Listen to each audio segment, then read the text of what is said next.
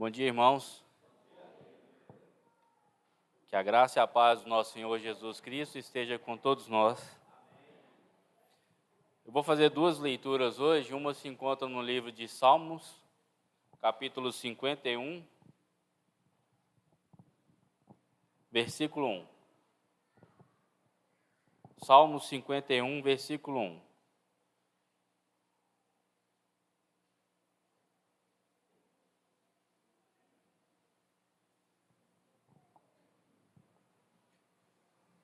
Assim diz: tem misericórdia de mim, ó Deus, segundo a tua benignidade. Apaga as minhas transgressões, segundo a multidão das tuas misericórdias. E uma segunda leitura está no livro de Marcos, capítulo 1 também, versículo 15.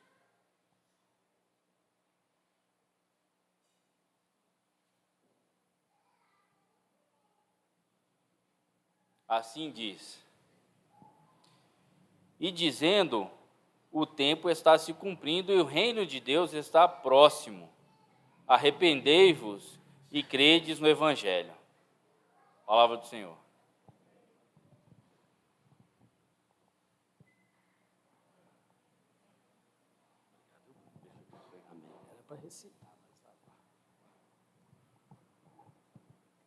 Bom dia. É uma grande alegria estar de volta com os irmãos. Semana passada nós estávamos com a igreja lá em Guarapari. Foi muito bom ter estado com aqueles irmãos ali. Participamos de um encontro dos casais, foi muito bom. A Ieda não está presente hoje aqui, ela é frágil. E nesse passeio, lá nessa viagem nós fizemos um passeio de barco e estava um pouco frio, né? Aquele vento do mar. A Ieda acabou se resfriando. E aí ela não está conosco hoje. Tem como passar aí? Os meninos da mídia, me ajuda aí, Isabela, por favor. A nossa reflexão hoje de manhã, parece-me que foi colocado um atalho aí. Foi colocado um atalho. Mas se quiser colocar novamente, a Laurinha colocou no início para mim, mas não tem problema. Arrependimento.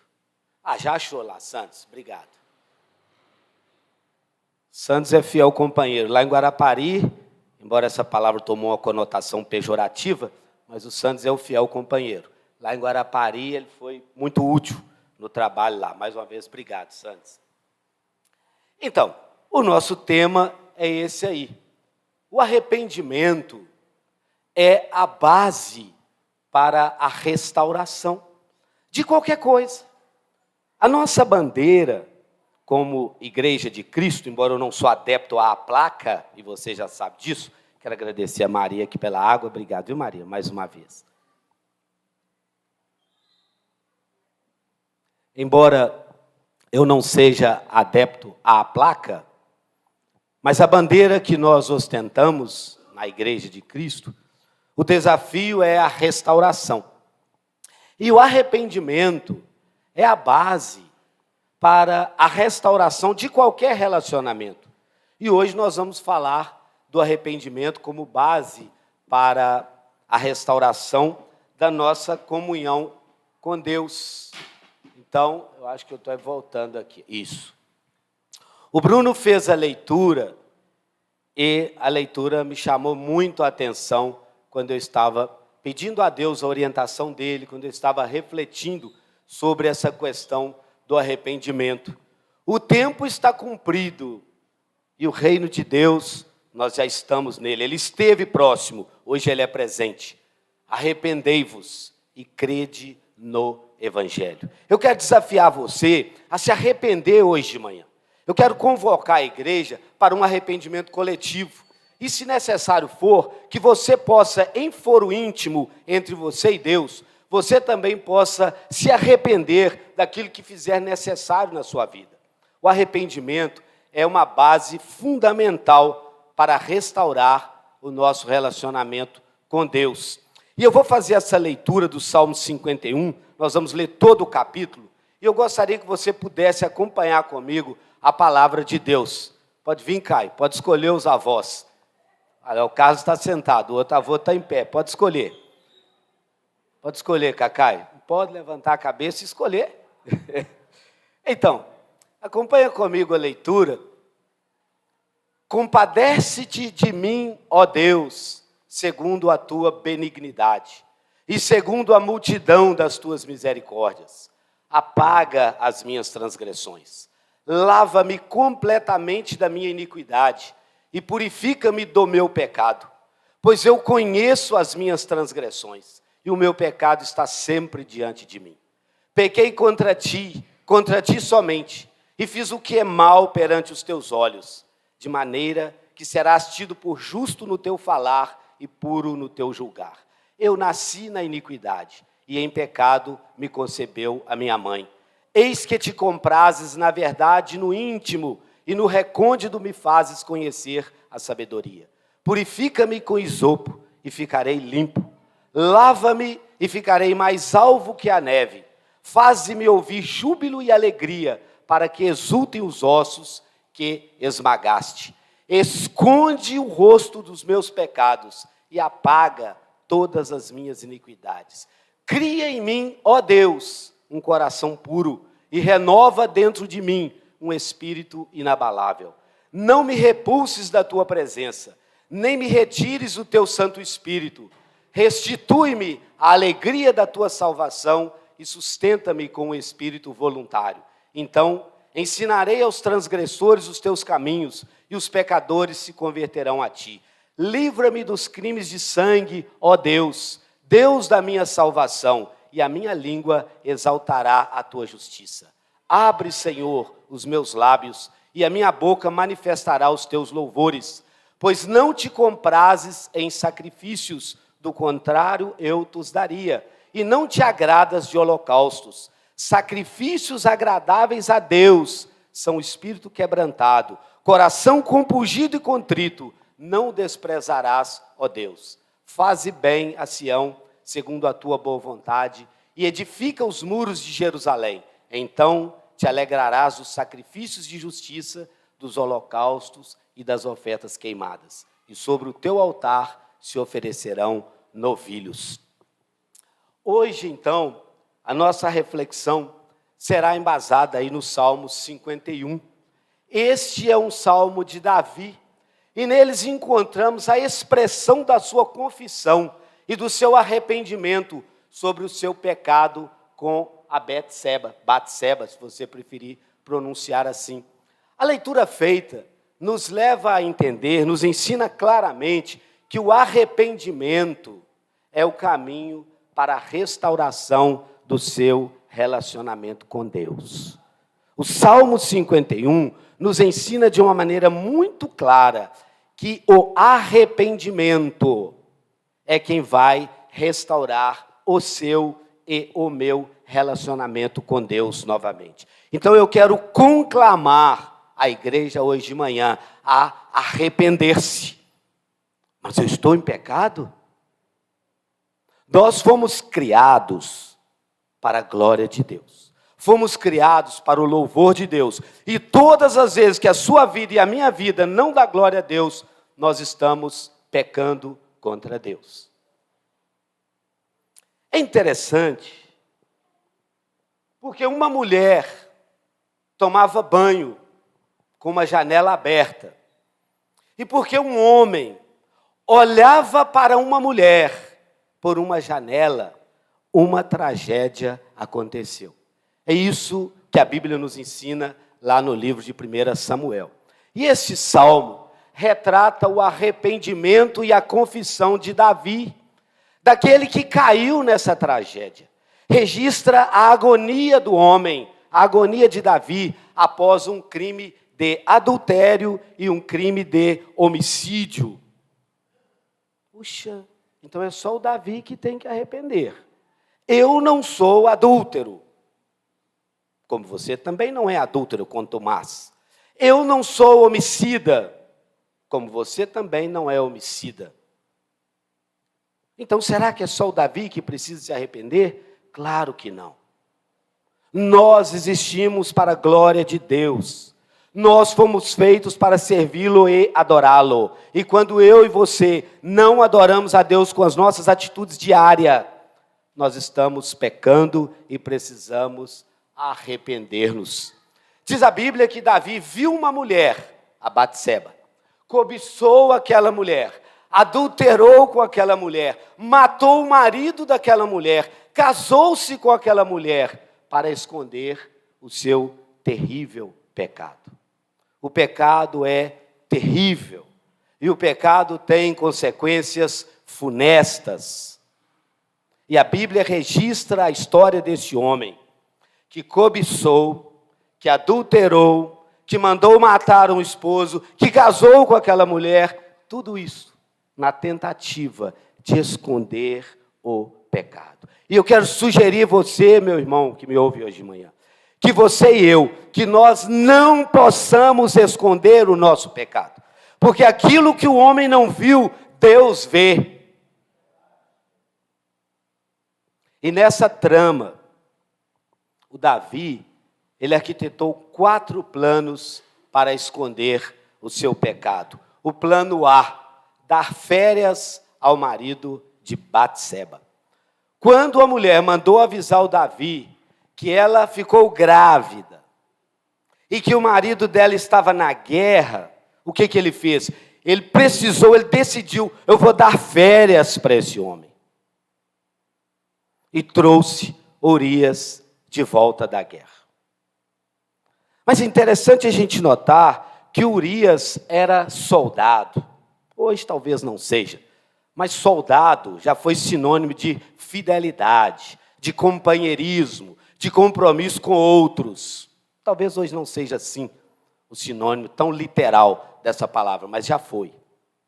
Urias não dormiu em casa, porque os seus companheiros de trabalho, os seus companheiros de luta, estavam na batalha, estavam na guerra. Então ele não dormiu em casa. E o plano A, então, fracassou. E o Davi era rei, era um homem inteligente, como você. Arquitetou, então, o plano B, dar um banquete ao marido da Batseba. E numa hipocrisia deslavada, ele promove um banquete. E oferece ali ao soldado Urias os melhores vinhos, as melhores iguarias de alimento, como se Urias fosse um destaque, como se Urias fosse uma referência entre os seus companheiros, entre os outros soldados, os outros combatentes. Mas diz a Bíblia que mesmo bêbado, Urias não foi para casa. E o plano B do Davi, de esconder o seu adultério, fracassou. Então Davi arquitetou aí o plano C. Encomendar a morte do marido da Batseba. E a Bíblia registra que o Davi escreveu uma carta e mandou para o seu comandante, o Joabe. O Joabe era o comandante do exército do Davi à época. E o próprio Urias foi o portador da sua sentença de morte. E a carta registrava o Davi, maquiavelicamente, ele sugere ao comandante que colocasse o Urias a uma frente de batalha e que não tivesse o reforço, o apoio, trocando aí a terminologia para os dias de hoje, que ele não tivesse o apoio necessário e que ele morresse naquele avanço da tropa. E assim aconteceu. Então o plano C do Davi parece que deu certo. Agora sim, parece que tudo está dando certo. O homem está morto. E quem morre em guerra não tem suspeita, porque em guerra morrem muitos. Então parece que o plano de Davi estava dando certo. E aí ele teve o 4º plano, que é o plano D. Diz a Bíblia, lá em 2 Samuel, que, passado o luto, o rei decidiu amparar a coitadinha. E aí ele casou-se com ela. E aí está tudo bem. Casou, o adultério não viria à tona, ninguém iria descobrir que o rei adulterou com aquela mulher, e estava resolvida a situação, e ele poderia ali camuflar a gravidez. Mas veja bem o que Deus nos ensina. Tudo parecia perfeito. Todas as provas foram milimetricamente destruídas, talvez como você faz com alguns dos seus pecados, ou como eu faço com alguns dos meus pecados. Nós fazemos questão de camuflá-los. Tudo parecia perfeito. Todas as provas do pecado foram aparentemente destruídas. Mas uma coisa Davi não contava. É que Deus estava vendo tudo. O que é feito às ocultas, Deus está vendo. A Bíblia nos ensina que os olhos do Senhor estão por todo lugar. E aquilo que ninguém vê, Deus vê. Sabe aquilo que você faz que ninguém vê? Deus vê. E aí eu me remeto rapidamente, o tempo nem vai permitir tudo isso, mas eu me remeto a José no Egito. Onde ele preferiu ser visto, preste atenção no paradoxo. Ele preferiu ser visto como um criminoso, embora ele não fosse, quando a mulher do seu senhor o acusou, do que pecar contra Deus secretamente. Porque a mulher do seu senhor assediou a ele uma vez, assediou duas, assediou três. Talvez se fosse hoje, um jovem até diria assim, mas eu tive que ceder, porque senão ele ia pensar que eu sou o quê? Mas José não. José preferiu ser acusado injustamente em público do que pecar secretamente contra Deus. Mas deixa o José, e José nós conversamos uma outra situação. O pior para o Davi é que aquilo que ninguém viu, Deus estava vendo. E 2 Samuel capítulo 11, versículo 27, registra o texto que os irmãos já estão lendo aí no telão. Porém, uma coisa que Davi fez pareceu mal aos olhos do Senhor. Deus vê o que ninguém vê. E Deus aí envia o profeta Natã a Davi. E o Natã era um extremo comunicador. Natã era de uma habilidade sem igual para comunicar-se. Então Natã chega para o rei e fala com o rei assim, Davi, vem cá, eu vou te contar uma historinha. Havia na cidade um homem rico, que possuía gado, depois você pode conferir o texto com calma em 1 Samuel, que possuía gado, que possuía ovelhas, e que tinha muitas coisas. E tinha na cidade também um homem pobre, que só tinha uma ovelhinha. E aí, certa vez, o rico recebeu uma visita. E não querendo o rico pegar do seu gado, pegar das suas ovelhas, pegar do seu grande rebanho, ele foi, tomou a ovelhinha do pobre e ofereceu num jantar para o seu convidado. Diz a Bíblia que o Davi enfureceu, que o Davi ficou rubro, ficou vermelho de raiva e disse assim, tal homem deve morrer e pela cordeirinha se restituirá 4 vezes. E aí o Natã, que era um extremo comunicador, agora ele já aponta o dedo em riste para o Davi e fala para o Davi assim, tu és tal homem. Quando o Davi acabou de falar com o Natã que esse homem deveria morrer, o Natã lhe responde, é Bíblia o que eu digitalizei ali, tu és o homem. A aplicação, irmãos, é que às vezes nós estamos com as mãos cheias de sangue e apontamos o dedo para o outro. Cuidado com hipocrisia. Davi, numa hipocrisia deslavada, numa hipocrisia sem igual, ele condena a si mesmo à morte. Ele condena a si mesmo a pagar 4 vezes mais. Só que não tinha como restituir 4 mulheres para Urias, porque Urias já era morto. Davi, então, a partir daí a história começa a mudar, que é onde nós vamos entrar no Salmo 51, nosso tempo ainda nos permite bem. Davi, então, é tomado por um sentimento de culpa e de horror. Davi se sente culpado. Davi começa a viver o horror. E foi nessa condição que ele escreveu o Salmo 51. E aqui o Davi reconheceu o seu pecado e arrependeu-se. Esta é a senha para o sucesso. A chave para o sucesso cristão é arrepender-se daquilo que ninguém está vendo, mas que Deus viu, e arrepender. E aí eu não posso deixar de trazer para nós o significado da palavra arrependimento, que é mudança de rumo, mudança de direção. Então, se eu estou caminhando nessa direção e eu me arrependi, eu faço uma meia volta e vou caminhar no sentido contrário. Então, o Davi arrependeu-se. Vejamos, então, hoje de manhã, uma aplicação prática para a nossa vida, o arrependimento como o caminho da sua restauração com Deus e da minha restauração com Deus e talvez até com pessoas. Primeiro ponto é a absoluta necessidade de arrependimento. Você precisa arrepender do seu pecado. Arrependei-vos e crede no Evangelho. Eu preciso arrepender do meu pecado e crer no Evangelho, que é a boa notícia. Enquanto Davi calou o seu pecado, a sua vida murchou, os seus ossos secaram. Se você for, o nosso tempo não vai permitir, mas no Salmos 38 você vai ter uma visão melhor do que eu estou te falando aí agora. Depois em casa, com calma, você pode analisar também os Salmos capítulo 38. Enquanto Davi calou o seu pecado, a sua vida murchou, os seus ossos secaram, a alegria da salvação foi embora. Tem muitos cristãos que perderam a alegria da salvação.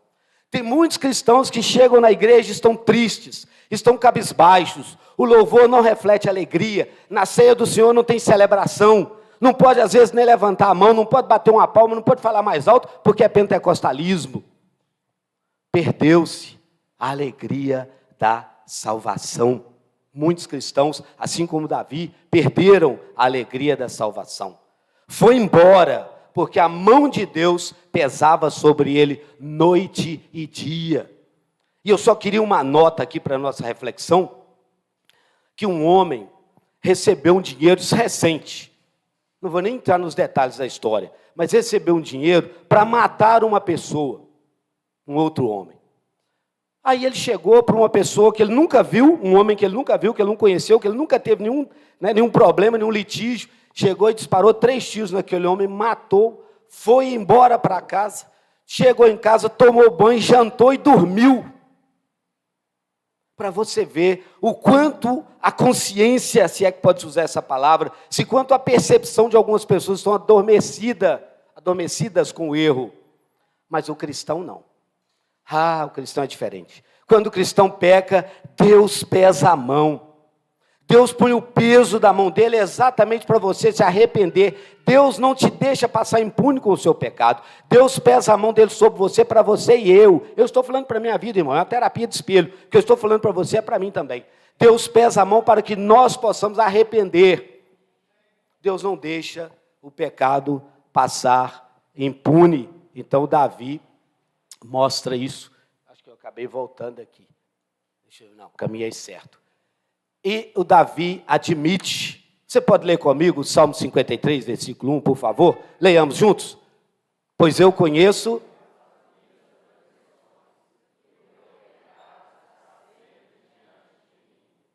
O Davi reconheceu que ele era pecador.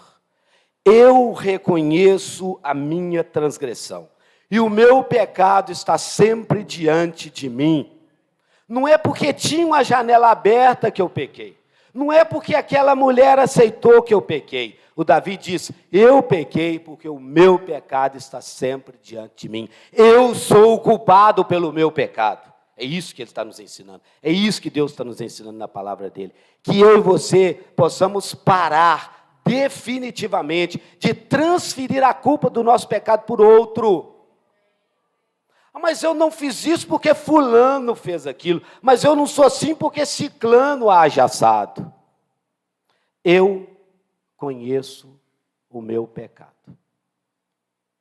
E as minhas transgressões estão sempre diante de mim. É isso que nós lemos juntos. Então, convicção de pecado é o primeiro passo para a restauração. E não há esperança de perdão e restauração enquanto você não reconhecer o seu pecado. seja ele qual for, enquanto você não reconhecer o seu pecado, mas eu até afastei da igreja porque o Baltazar foi grosso. Ixi, enquanto Jesus não me mudar, que isso não é muito legal também, às vezes a gente acaba sendo grosso com alguém. Mas eu perdi a fé porque a igreja não ensinou sobre comunismo na igreja, que é nocivo. Então é culpa da igreja. Não transfira a sua responsabilidade. Que eu e você, que nós possamos assumir a nossa culpa. Não olhe para os outros, não jogue, não julgue, nem culpe os outros. Seja honesto com você mesmo e pare de argumentar e de justificar-se. Faça como Davi. Eu conheço as minhas transgressões. Faça como o pródigo. Pai, pequei contra o céu e contra ti. Está registrado lá em Lucas, no capítulo 15. O pródigo, o desperdiçador, é o significado da palavra pródigo, ele reconheceu que ele pecou contra Deus. O segundo passo para a restauração é o reconhecimento da natureza do pecado que nós temos feito.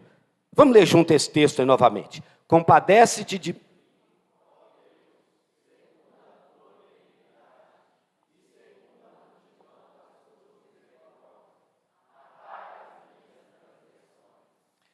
E aí agora talvez você pode grifar na sua Bíblia 3 palavras.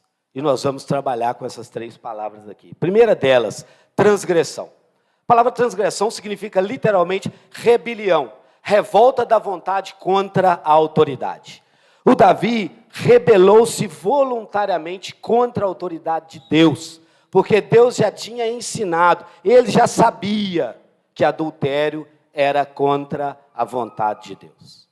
Então a palavra transgressão significa isso, rebelião, revolta contra a vontade, contra a autoridade pré-estabelecida. Davi admite que foi rebelde, a sua própria vontade prevaleceu. Ele foi governado por um desejo lascivo. Mas é porque a mulher era muito bonita, porque a mulher era muito atraente.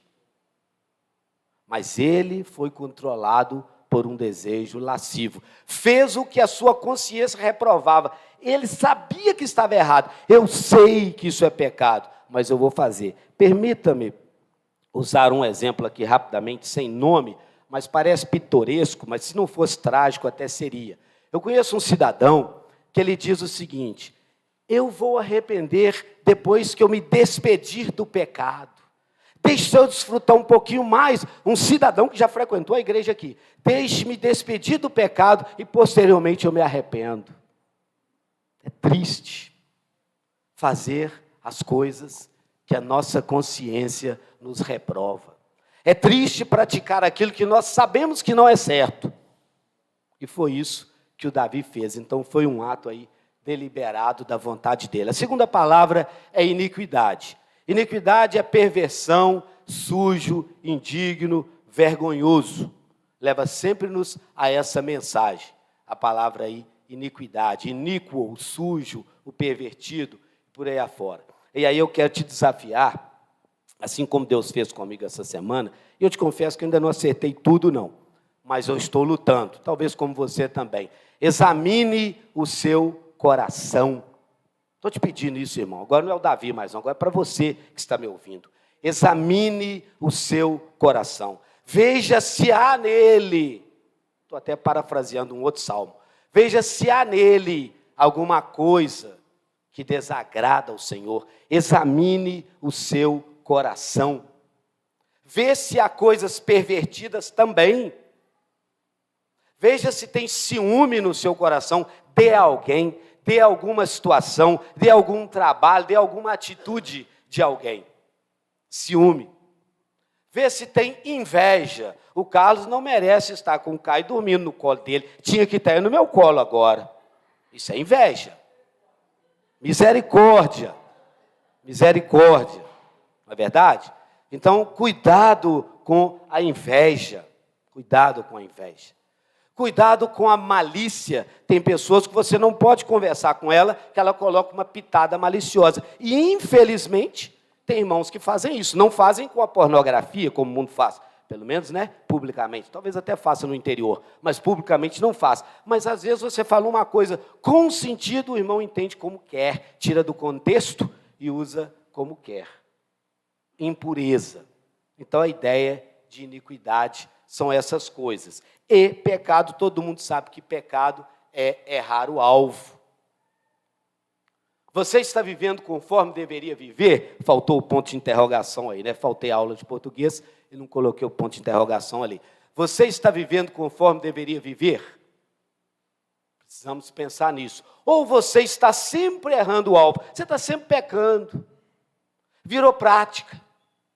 Já não é algo mais esporádico, já não é acidentalmente. Já virou prática. Um pecadinho aqui hoje, um pecadinho amanhã, e a gente vai levando, empurrando para debaixo do tapete.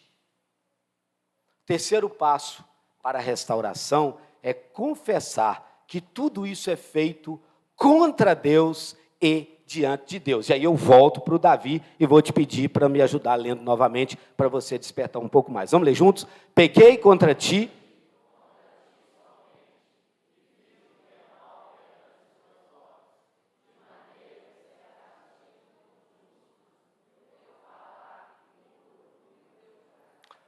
Olha o que o Davi diz nesse salmo. Pequei contra ti somente, e fiz o que é mal perante os teus olhos. Mas, na verdade, o Davi pecou foi contra Betseba, ou Batseba, se bem que ela bem permitiu, e ela quis, mas ele pecou contra ela. O Davi pecou contra Urias, que ele até adulterou, tomou a mulher dele e mandou matá-lo pela espada dos amonitas. Ele não matou literalmente, mas pela espada dos amonitas ele matou. Então ele pecou contra Urias. Ele pecou também contra a nação, porque ele era o rei, ele era o representante do povo. Ele pecou contra a sua própria família. E agora ele diz que ele pecou contra Deus somente? Contra ti somente pequei. É claro que ele pecou contra todas essas pessoas aí que eu acabei de falar. Mas ele confessa.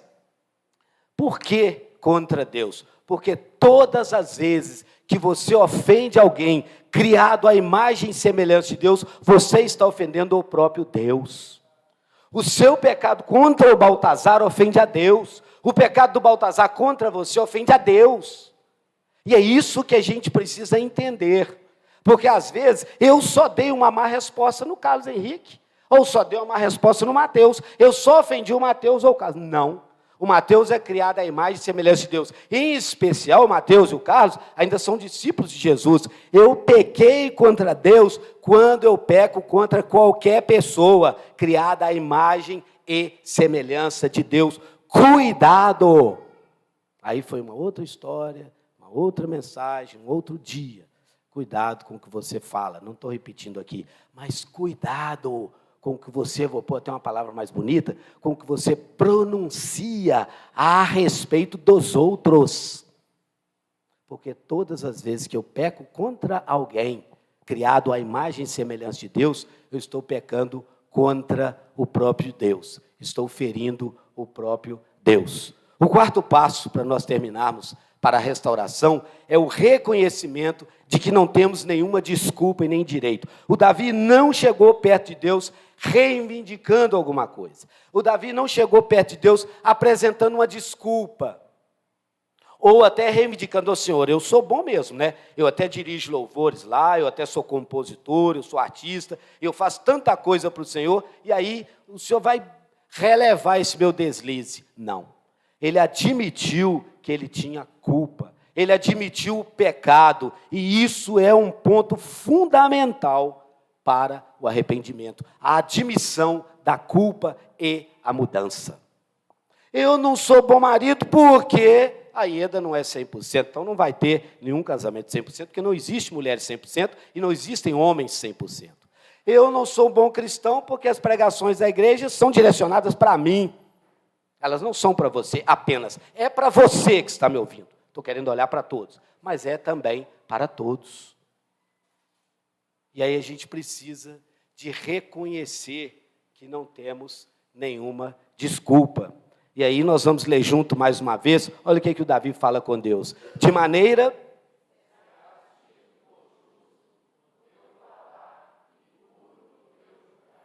sem reivindicações, de maneira perfeita. Davi está dizendo que ele não tem desculpa. Davi está admitindo o seu pecado. Foi o resultado da sua teimosia, o resultado da sua escolha. E ele reconhece que está totalmente errado, que ele não tem nada a pleitear a seu favor. E aí eu quero, antes da conclusão, enquanto você tentar se justificar, você não terá dado provas de arrependimento. Quem arrependeu não espera vir à tona. Ninguém sabe que eu pequei. Mas se eu arrependi, não tem necessidade de vir à tona. Deus já viu. Não precisa da ficha cair, não precisa de outros saberem, para que você possa se arrepender. E a gente vai concluir que o arrependimento é o reconhecimento de que você não merece nada, nem eu, senão o juízo. É como o publicano que bate no peito e diz assim: sê propício a mim, que sou um grande pecador. Às vezes você vai precisar assumir aí essa situação e pedir a Deus misericórdia e perdão. E nós vamos concluir que o perdoado é aquele que não se contenta apenas em ter a bênção para si. Ele quer ser portador dessa bênção para outras pessoas. Que o Senhor te abençoe, que o Senhor te guarde, que o Senhor nos ajude a termos um arrependimento, se for necessário, de forma coletiva naquilo que erramos, e que o Senhor nos ajude de maneira individual a arrependermos do nosso pecado e voltarmos a nossa vida para Deus. Que o Senhor seja com a igreja.